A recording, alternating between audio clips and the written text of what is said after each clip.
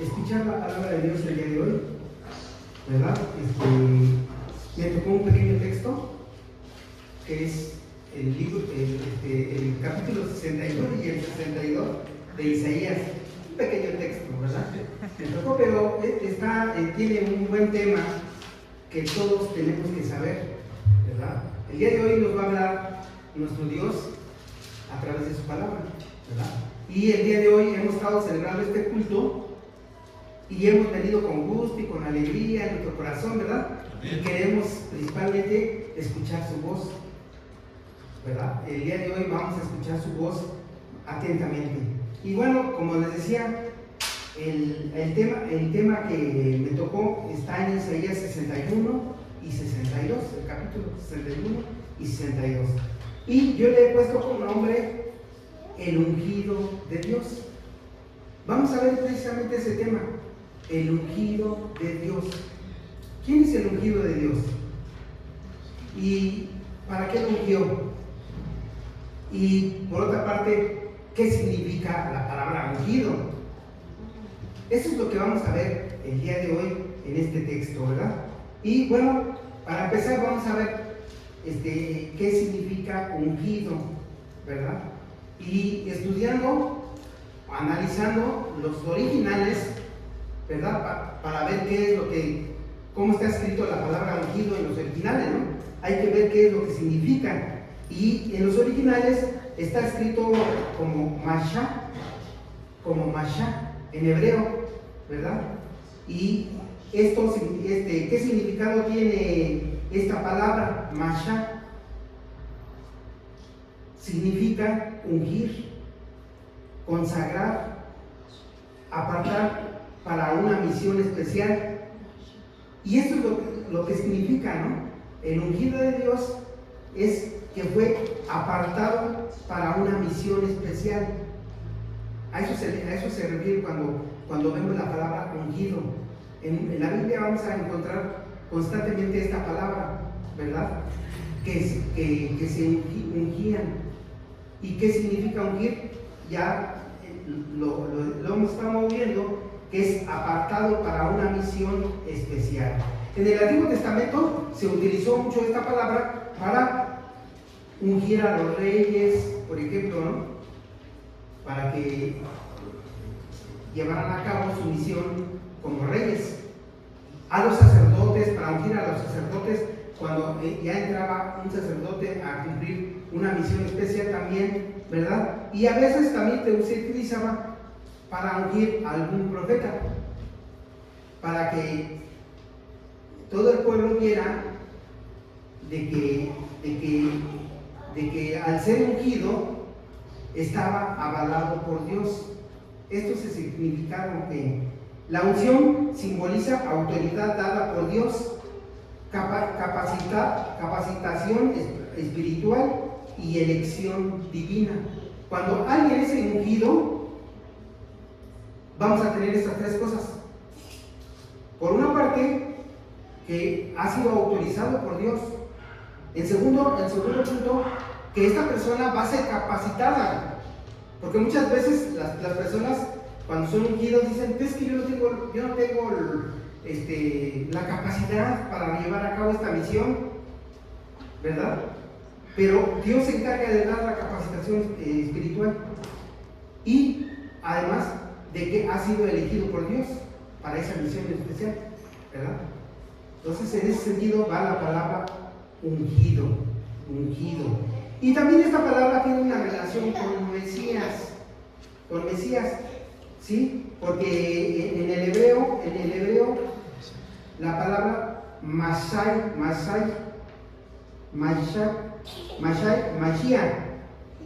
¿verdad? Así se pronuncia, Mashiach. Y está escrito de esa manera y significa Mesías. Ya en el Nuevo Testamento, o en el griego, lo vamos a ver que se escribe como Cristo. La misma palabra se escribe como Cristo.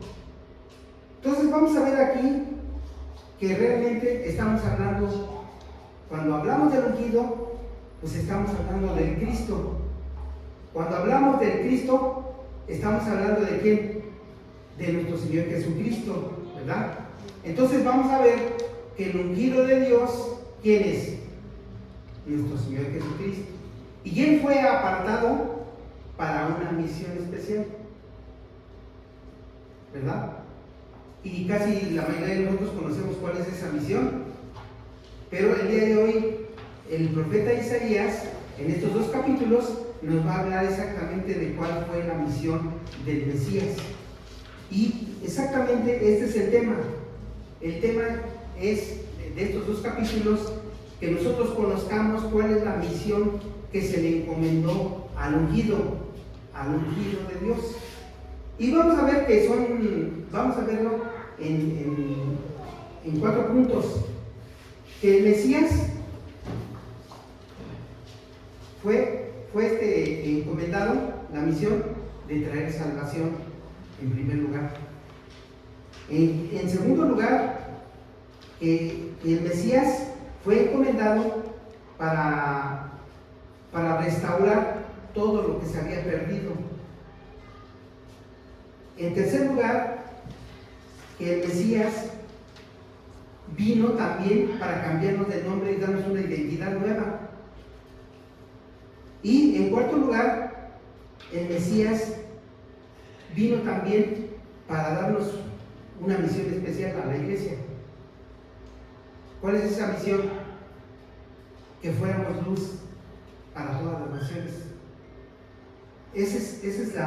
Para eso vino el Mesías. Esa es la encomienda que se le dio, ¿verdad? Que le dio Dios al Mesías. Y vamos a verlo, vamos a ver este texto poco a poco porque está muy amplio, lo vamos a ir viendo, ¿verdad? Y lo vamos a ir analizando. Entonces vamos a poner este tiempo en manos de Dios. Vamos a orar por la palabra, ¿verdad? Señor, te damos gracias porque nuevamente te diriges a nosotros a través de tu palabra. Te pedimos, Dios, en esta hora que nos des sabiduría, que abras nuestro entendimiento para que podamos entender palabra por palabra tuya, Dios. Queremos escuchar tu mensaje, queremos escuchar tu voz, Dios. Ministranos, te lo pedimos, Dios, en esta hora, en el nombre de tu Hijo Jesucristo. Amén. Amén. Bueno, vamos a ver el primer punto. El Mesías trae salvación. Para eso fue encomendado el Cristo, el ungido, Jesucristo, ¿verdad? Para eso fue encomendado, para traer salvación. Dice en el versículo número 1, ustedes lo van a seguir aquí, en la pantalla. El fiel servidor de Dios dijo. ¿Quién es el fiel servidor de Dios? El fiel servidor de Dios, ¿quién es? El ungido. El ungido. O sea, Cristo. Él es el que está hablando ahorita. Para que tengamos bien, pero bien claro quién es el que está hablando, ¿verdad? Aquí está hablando el ungido. El fiel servidor de Dios dijo: el Espíritu de Dios está sobre mí, porque Dios me eligió y me envió para dar buenas noticias a los pobres, para consolar a los afligidos y para anunciar a los prisioneros que pronto van a quedar en libertad. Dios también me envió para anunciar: este es el tiempo que Dios eligió para darnos salvación y para vengarse de nuestros enemigos. Dios también me envió para consolar a los tristes, para cambiar su derrota en victoria y su tristeza en un canto de alabanza. Entonces, a estos tristes los llamarán robles victoriosos, plantados por Dios para manifestar su poder, ¿verdad? Y vamos a ver aquí que este mismo texto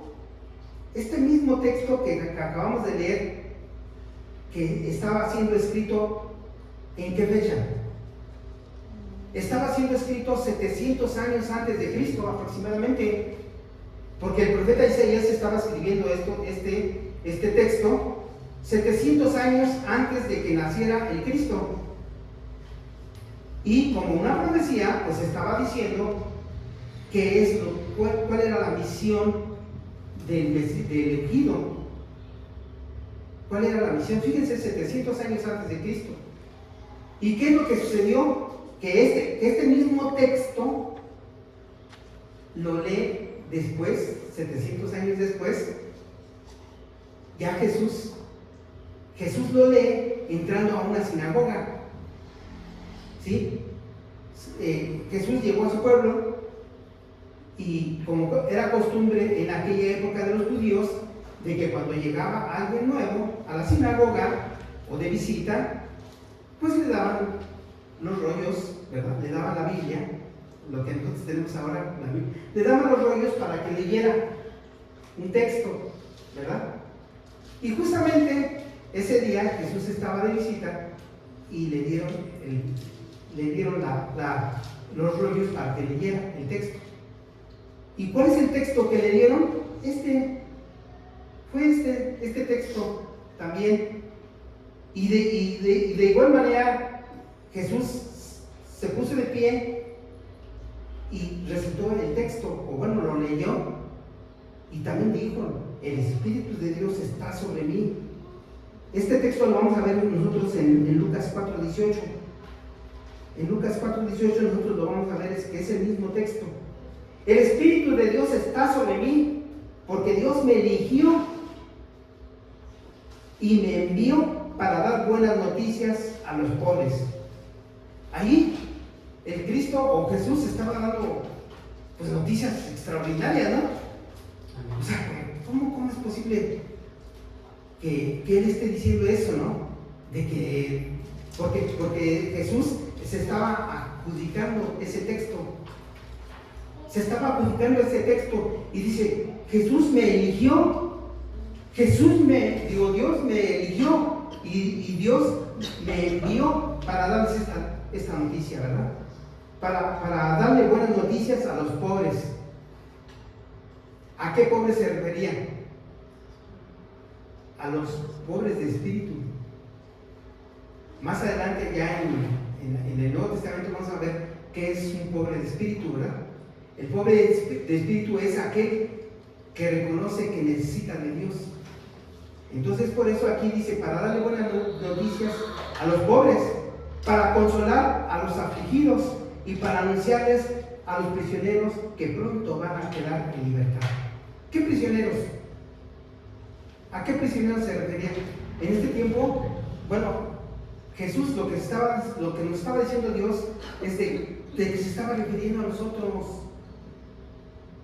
Nosotros estábamos en el mundo, ¿verdad? Lejos de Dios, esclavos del pecado. No podíamos hacer otra cosa más que pecar, ¿verdad? No sabíamos hacer otra cosa más que pecar. Éramos esclavos del pecado. Y por eso Jesús dice aquí: yo he venido a dar libertad a los esclavos, a los prisioneros, ¿verdad? Dios también me envió también para anunciar que este es el tiempo que Dios eligió para la salvación, ¿verdad? No hay otro tiempo. Y por eso es que el Cristo viene a anunciar buenas noticias a todos y que les dice: este es el tiempo de salvación para todos, porque la salvación se amplió no solo para los judíos, sino ahora era para todas las naciones, ¿verdad? A través de la iglesia, para todas las naciones, no solo para los judíos, sino también para los gentiles. En la Biblia, los gentiles quiere decir que los que no son judíos. Entonces la salvación fue ampliada también para los gentiles. Y entonces Jesús estaba diciendo este texto. ¿Y qué es lo que sucedió cuando leyó este texto? Todos se maravillaban de que estaban diciendo cosas que nunca habían escuchado de esa manera. La manera como lo estaba diciendo Jesús, como se lo estaba adjudicando, estaba diciendo: órale, entonces esto está sucediendo ahora. Y entonces Jesús se paró, ¿verdad? Porque después de leer el texto, siempre entregaban los rollos, y tenían un tiempo para dar un mensaje, ¿verdad? Y entonces Jesús entregó los rollos y les dijo: este texto se ha cumplido el día de hoy. Y entonces todos se maravillaban, ¿no? Todos se maravillaban de lo que había dicho Jesús. Y de repente pues nos faltó por ahí quien dijera por ahí, oye, ¿y quién es ese? ¿Quién es el carpintero? ¿Quién es el hijo de José?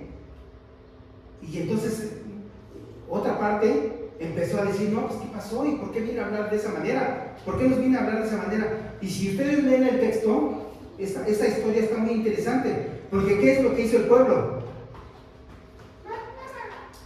¿Le dio las gracias por haber leído el texto? No. Dice el texto, dice la historia esta, que el pueblo intentó matarlo. Lo empezó a empujar, la multitud lo empezó a empujar hacia donde había un desfiladero, o bueno, un desfiladero se llama, ¿no? ¿Sí? Y querían echarlo por ahí para que muriera. Y Dios, pues muy paciente, ¿verdad? Jesús, muy paciente, no hacía nada para defenderse, simplemente iba para atrás. Pero al momento de llegar al filo, dice la escritura que él atravesó a la multitud y se fue y dijo, no les reclamó nada, no les dijo nada.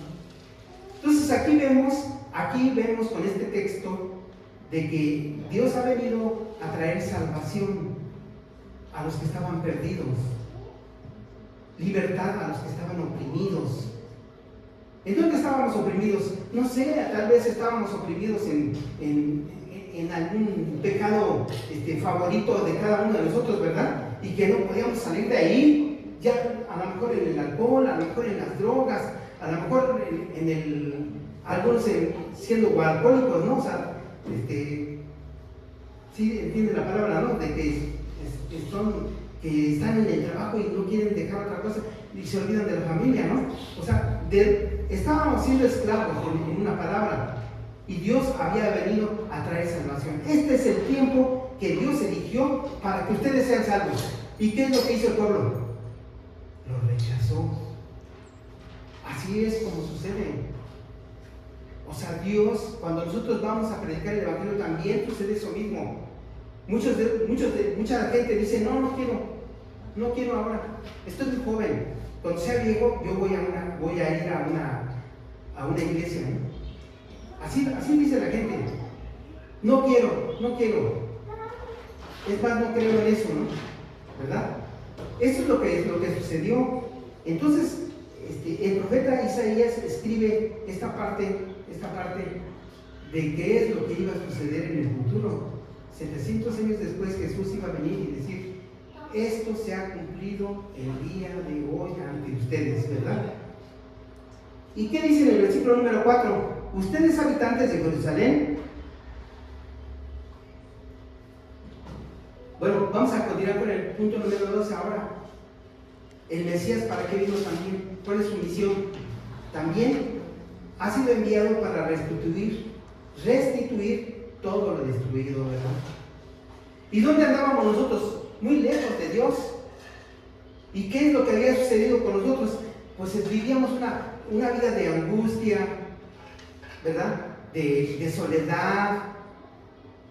Cada quien con sus cosas, ¿verdad? De estarnos preocupando todo el tiempo en qué es lo que vamos a comer mañana, en qué es lo que vamos a vestir mañana, ¿verdad? Así vivíamos en el mundo, ¿verdad? Entonces, ¿y qué es lo que había sucedido en la vida de los que estábamos lejos de Dios? Pues que habíamos perdido todo lo que Dios nos había dado. Dios nos había dado en el principio todo. ¿Qué tenía que hacer el ser humano para poder sobrevivir? ¿Qué tenía que hacer en el jardín del Edén? Nada, Dios le había dado todo. Les había dado, hasta le dijo, póngale el nombre a los animales, ¿no? Y todo, les dio plantas, les dio todo hecho ya, listo para que vivieran. Pero ¿qué es lo que hizo el ser humano? Decidió, con el pecado, alejarse de Dios y vivir su propia vida. Entonces Dios dijo, bueno, está bien, váyanse, ¿verdad? Pero al momento de salir del jardín del Edén, pues perdimos todas las bendiciones que Dios nos había dado. Entonces Dios también, el Mesías, ha venido también, ha sido enviado a la tierra para que nosotros podamos ser restituidos de toda esa bendición. ¿Y qué es lo que dicen algunos? No, ahorita no. Sí la estoy pasando mal, pero no, ahorita no, ¿verdad?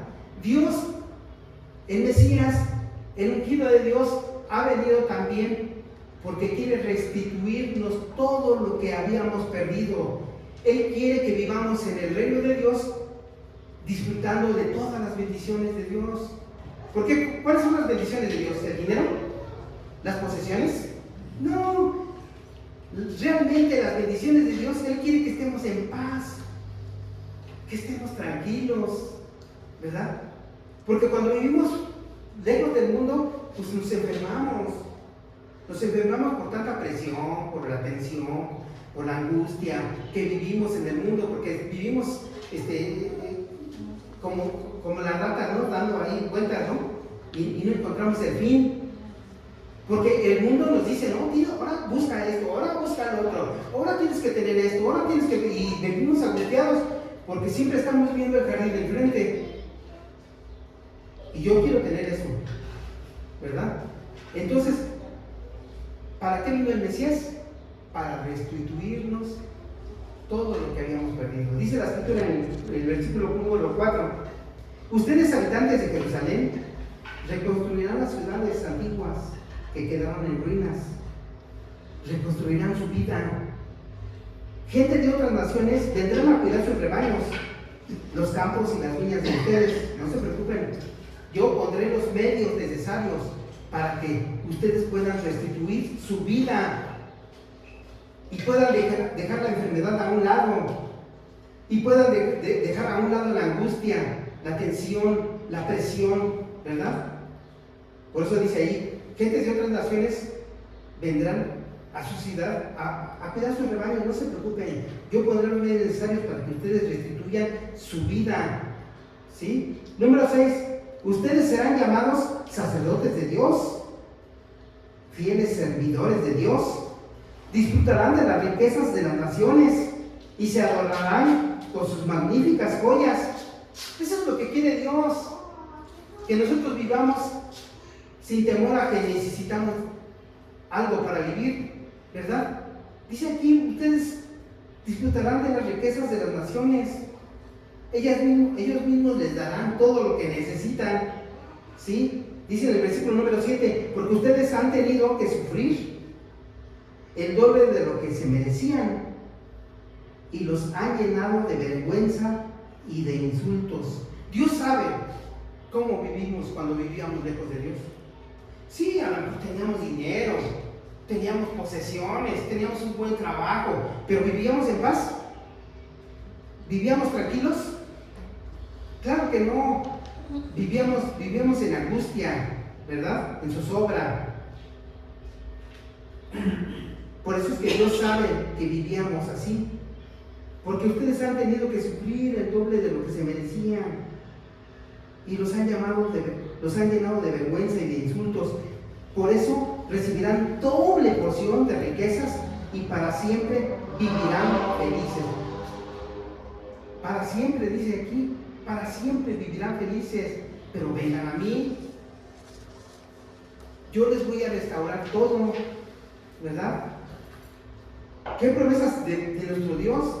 ¿Qué promesas tan grandes de nuestro Dios, verdad? Dice en el versículo número 8, Dios dijo, yo, el único Dios, amo la justicia, pero odio el robo y el crimen.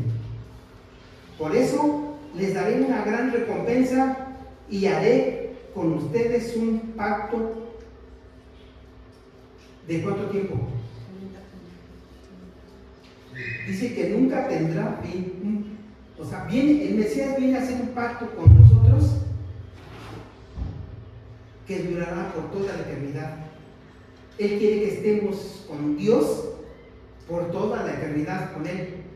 Y quiere que disfrutemos de las bondades del reino de Dios desde ahora en la tierra, ahorita, ¿verdad? Dice en el versículo número 9, sus descendientes serán famosos entre todas las naciones. Cuando la gente los vea, dirán, son un pueblo bendecido por Dios. Eso es lo que quiere que Dios, que digan de nosotros. Que digan, oye, pero si este no tiene dinero, tiene problemas, pero está tranquilo, ¿qué le pasa? Y después, órale, ya salió del problema, ya salió del problema que tenía, ¿verdad? Y entonces la gente va a decir, forma parte del pueblo de Dios, es un pueblo bendecido de Dios, ¿verdad? Eso es lo que quiere el Mesías, quiere restaurar nuestra posición. En el versículo número 10 dice, Isaías dijo, mi Dios, ahora, ¿quién está hablando? Isaías. Ahora está hablando el profeta Isaías, Isaías dijo, mi Dios me llena de alegría, su presencia me llena de gozo. Él me dio salvación y me trató con justicia. Así es como nos trata Dios. Él nos llena de gozo y nos trata con justicia. Así como de la tierra brotan las semillas, en el jardín nacen las plantas, así Dios hará brotar la justicia y la alabanza entre todas las naciones. Entonces, Dios, o el Mesías, o el Cristo, o Jesucristo, ha venido a restituirnos todo lo que teníamos ya perdido. No estamos hablando de riquezas, estamos hablando de paz espiritual, de paz con Dios, ¿verdad? Ahora vamos a ver el punto número 3. El Mesías también ha sido enviado para cambiar el nombre y la identidad de su pueblo. ¿Cómo éramos llamados en el mundo? ¿Cómo éramos llamados? A uno le decían el rama, a otro le decían el perro, ¿no? A mí me decían el togui, ¿no? Como un panda, no sé. Esa era la identidad de cuando vivíamos en el mundo, ¿verdad? Pero Dios ha querido cambiarnos nuestra identidad y decirnos, no, tú no eres del mundo, tú ahora eres mío.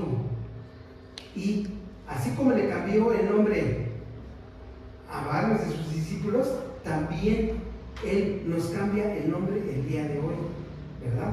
Dice en el versículo número 1 del capítulo ya 62, dice, Isaías dijo, ¿quién dijo? El profeta, ¿verdad? El profeta.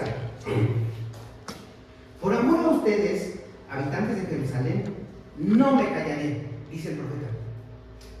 Por amor a ustedes, no descansaré hasta que Dios les dé la victoria. Cuando Dios los salve, ustedes brillarán como el sol al amanecer. Al profeta Isaías se le dio la encomienda de ir y de predicar también el Evangelio. Pero cuando se les dio esa encomienda, Dios le dijo, ¿sabes qué? Yo te he elegido a ti para que vayas y prediques estas buenas de salvación a mi pueblo de Israel. Pero ¿sabes qué? Esta encomienda que te voy a dar a ti no va a tener fruto. Entonces dijo Isaías, ¿cómo? Sí, vas a hablar y hablarle al pueblo y el pueblo nunca va a entender, es necio. Pero yo quiero que hagas esta labor. Entonces por eso se estaba refiriendo el profeta Isaías de esa manera. Nunca me cansaré, ¿no? Hasta que Dios los salve a ustedes. Por amor a ustedes no descansaré hasta que Dios les dé la victoria. Cuando Dios los salve, ustedes brillarán como el sol al amanecer. En el versículo número 2 dice, Israelitas, las naciones verán cuando Dios los salve, y todos los reyes de la tierra reconocerán su grandeza. El mundo va a ver, todo el mundo va a ver cuando Dios nos salve, y todo el mundo ahora lo ve. Algo está pasando en tu vida. Muchas veces nos van a decir así, ¿no? Algo está pasando en tu vida. ¿Qué pasó? ¿Por qué hablas de esa manera ahora? Si tú eras muy grosero al hablar, ¿qué pasó? ¿Qué está pasando? O si tú estabas siempre preocupado y chillando, ¿no? Y llorando porque ¿qué es lo que vamos a comer mañana? O que, ay, no le vaya a pasar nada a mi hijo, ¿no? Que se fue a trabajar, que se fue a la escuela, ¿no? Y ahora te veo tranquilo, ¿verdad? Entonces, Dios les dará un nombre nuevo, dice la Escritura, dice ahí. Y cuando Dios los salve, todos los reyes de la tierra reconocerán su grandeza. Entonces Dios les dará un nombre nuevo. Así como a Pedro y a Juan y Jacobo, ¿verdad? Cuando les cambió el nombre.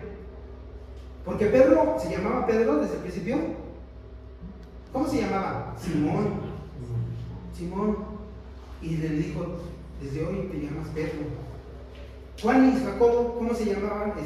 ¿Cómo les llamó Dios? Los hijos del trueno, les dijo, desde hoy el día van a ser los hijos del trueno. Toda esa energía y esa energía mala que ustedes tenían, las voy a utilizar para mí, para que prediquen el Evangelio. Por eso cada rato los hijos del trueno le decían, Señor, eso no quieren entender. Haz que caiga un rayo y que los destruya de una vez. Y Jesús dice, no, tranquilos. O sea, ustedes vayan y prediquen el Evangelio, ¿verdad? Y yo voy a hacer la obra, ¿verdad? Entonces, él le cambió el nombre a varios, en toda la Biblia también, a Abraham, antes era sin H, ¿no? Después le cambió el nombre y le dijo, desde ahora te vas a llamar Abraham, ¿verdad? A Sara también le cambió el nombre, ¿no? ¿Cómo se llamaba? Sarai se llamaba y le cambió el nombre. También Jacob, ¿cómo se llamaba? Jacob se llamaba Jacob, ¿verdad? ¿Y cómo le cambió el nombre? Israel. Fíjense, y el nombre, por ejemplo, de Jacob, ¿qué significaba? Tramposo, mentiroso. Y le dijo, no quiero que te llames así, ¿verdad? Ahora tú te vas a llamar Israel, mi pueblo escogido, ¿verdad? De esa misma manera, el Mesías ha venido para cambiarnos nuestro nombre y nuestra identidad. Y antes, cuando vivíamos en el mundo, ¿quiénes éramos? No, la verdad no éramos nadie. Y no se trata de riquezas, porque alguien puede tener toda la riqueza del mundo, pero ¿quién es? Nadie. Y el Mesías ha venido a darnos una nueva identidad para que nosotros sepamos en nuestro corazón y que en nuestro corazón podamos decir, yo soy hijo de Dios, yo soy hija de Dios. Esta es la nueva identidad que nos quiere regresar la identidad primordial, la que teníamos al principio. ¿Sí? A eso ha venido el Mesías. En el versículo número 3 dice, y serán en la mano de Dios como la hermosa corona de un rey. Fíjense cómo nos trata con amor Dios, ¿no? Ya no le dirán a ustedes ciudad abandonada, sino la favorita de Dios. Ni tampoco les dirán ni la tierra de Israel, país en ruinas, sino la esposa de Dios. Fíjense, ahora nosotros ¿cómo somos llamados como iglesia? ¿Cómo somos llamados? Como la esposa de Dios. Ahí en la Escritura dice que la iglesia es la esposa de Dios, ¿verdad? Para eso fuimos llamados a vivir en el reino de Dios y estar en la iglesia, para que nosotros seamos llamados por Dios, esposa mía, esposa amada, ¿verdad? Y cuando hablamos de un esposo, ¿cuál es el rol del esposo en la Biblia? En el mundo ya sabemos, ¿no? El que manda, ¿no? El que decide, ahora me traes de comer esto, ¿no? El que se va cuando quiere, ¿verdad? Esa es la forma como se comporta un padre, ¿verdad? En el mundo, un esposo. Pero el esposo en la Biblia, ¿cuál es el rol del esposo en la Biblia? Es cuidar a la esposa, ¿sí? Protegerla, proveerla de todo lo que necesita y sobre todo guiarla espiritualmente. Esto es lo que tenía que haber hecho Adán, y falló. Porque ¿qué hizo? ¿Cuidó a su esposa? No, la descuidó, dejó que anduviera por allá husmeando, ¿verdad? ¿La protegió del enemigo? No, porque estaba lejos, ¿verdad? Entonces, esto es lo que a esto ha venido también el Mesías, a que nosotros ahora nuevamente seamos llamados esposas de Dios, y para recibir cuidado, protección, provisión y ser guiados espiritualmente. Para eso ha venido el Mesías, ¿verdad? En el versículo número 5, ¿qué dice? Porque Dios se casará con ella, como se casa un joven con su novia. Dios la reconstruirá y vivirá feliz con ella, como vive feliz el marido con su esposo. Qué bonito, ¿no? Qué bonito es volver a tener esa identidad y tener esa seguridad, porque ahora ¿en quién confiamos? ¿En nuestro esposo terrenal? No, confiamos en nuestro esposo celestial.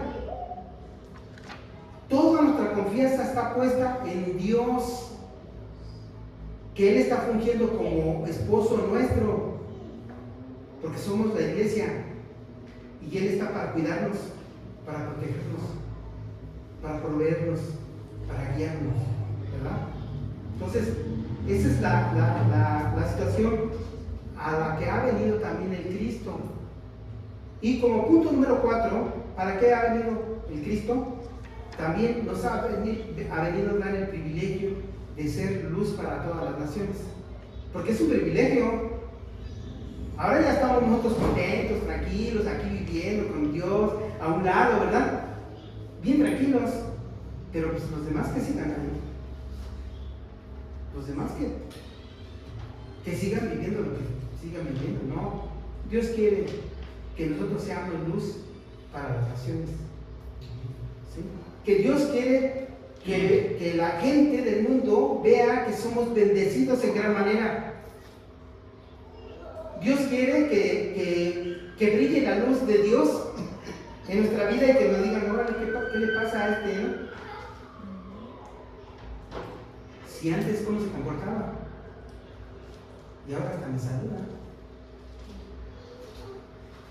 Dice en el versículo número 6, Jerusalén, en tus murallas yo he puesto guardias, que día y noche dirán, ustedes los que adoran a Dios, no se queden callados, no le den a Dios ni un minuto de descanso hasta que reconstruya Jerusalén y la haga una ciudad famosa. Dios ha jurado por sí mismo, por sí mismo ha jurado Dios, nunca más permitiré que los enemigos de Israel se coman su trigo, o que los extranjeros les quiten el vino que con tanto trabajo hicieron. Israel comerá lo que coseche, recogerá las uvas y beberán el vino nuevo, cantando alabanzas a mi nombre, en los patios de mi santo templo. Eso es lo que quiere Dios, que ya nadie, porque en el mundo todos abusaban de nosotros, ¿sí o no? En el mundo es así, el que no pisa, no avanza, ¿no? El que no pisa a otro, no avanza. Entonces, esa es la situación. O sea, Dios quiere que nosotros volvamos a tener paz en nuestra vida, ¿verdad? Y que seamos restituidos de todo lo que teníamos. Dice en el versículo número 10, Isaías continuó diciendo, habitantes de Jerusalén, salgan por los portones de la ciudad y preparen un camino para el pueblo. Qué bonito, ¿no? Que después de que pueden pasar, pásenle, tomen asiento. Sí. Qué bonito que Dios diga eso, ¿verdad? Preparen el camino para el pueblo. Ahora ustedes ya están bien. Dice el Señor, ustedes ya están bien, y bien tranquilos, en paz. Ya su corazón está tranquilito, ¿no? Ya nada de que, ay, de que me preocupo por todo, ¿no? No, ya estamos tranquilos, porque sabemos que Dios está presente en nuestras vidas, ¿verdad? Pero ahora dice Dios, ahora ustedes preparen el camino para los que van a venir. No se queden ahí. Dice aquí el profeta, háganlo con cuidado, dice, quítenle las piedras y pongan señales que sirvan de guía a las naciones. Y díganle a la gente, Dios quiere bendecirte. Dios ya hizo un plan de salvación para ti. ¿Quieres conocerlo? ¿Verdad? Eso es lo que tenemos que hacer, preparar el camino para los que van a llegar. Dios ha dado este mensaje a todos los habitantes de la tierra. Digan a la ciudad de Jerusalén que ha llegado su Salvador. Díganselo. Díganle que Dios ha liberado a su pueblo. Ya Dios me liberó. Los israelitas serán llamados pueblo santo, salvado por su Dios. Y a Jerusalén la llamarán ciudad deseada, ciudad llena de vida. Y nuestro Dios quiere que así seamos llamados, ¿verdad? Y que la gente vea en nosotros la luz de Dios. Entonces nosotros preparemos el camino. Hemos sido llamados para preparar el camino también. ¿Se acuerdan de algún otro personaje que había sido llamado para preparar el camino? Juan. A Juan se le dio esa encomienda. No, tú nada más prepara el camino de mi llegada, le dijo Jesús a Juan. Y Juan lo hizo muy bien, ¿verdad? Siempre estuvo predicando, arrepiéntete porque el Señor está por venir. Ese fue su trabajo. Estuvo preparando el camino para cuando Jesús llegara, ¿verdad? Igual nosotros hemos sido llamados para que nosotros preparemos el camino para que Dios llegue a la vida de los demás. Nosotros únicamente somos los preparadores del camino. Dios hará la obra. Dios hará la obra. Como en el testimonio de Trinidad, ¿verdad? ¿Cuánto tiempo Dios preparó para que su corazón, para que se rindiera? Muchos años, muchos años, muchos años. Y a lo mejor, si nosotros pensamos que nosotros somos los que íbamos a convencerla, no. Dios es el que hace el trabajo en las personas, ¿verdad? El Espíritu Santo. El trabajo del Espíritu Santo es convencer a las personas de pecado, abrir sus ojos y ver a Dios, ¿verdad? Entonces, este es el llamado que hemos tenido el día de hoy. Y el Mesías, ahora entendemos muy bien para qué fue enviado el Mesías, ¿verdad? Tuvo una gran encomienda, porque muchas veces no conocemos cuál es la encomienda, ¿verdad? de Jesús. ¿Y Jesús para qué vino? ¿Y por qué nació? Y ahí estamos el 24, ¿no? Diciendo que nació. ¿Y por qué murió? Bueno, ya sabemos ahora para qué fue enviado el ungido de Dios. Entonces, para concluir, el Mesías ya cumplió su propósito en ti. Ya cumplió su propósito en ti, ya te salvó, ya te restituyó, ¿verdad?